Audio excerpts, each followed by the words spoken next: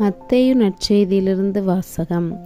அதிகாரம் 9, இறைவசனங்கள் 9 தொடக்கம் 13 வரை. ஜேசு அங்கிருந்து சென்றபோது மத்தேயு என்பவர் சுங்கச்சாவடியில் அமர்ந்திருந்ததைக் கண்டார். அவரிடம், "என்னை பின்பற்றி வா" என்றார். அவரும் எழுந்து ஜேசுவை பின்பற்றி சென்றார்.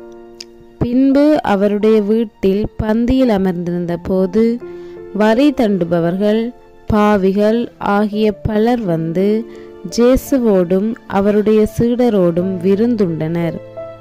இதைக் கண்ட பரிசேயர் அவருடைய சீடரிடம், "உங்கள் போதகர் வரி தண்டுபவர்களோடும் பாவிகளோடும் சேர்ந்து உண்பது ஏன்?" என்று கேட்டனர்.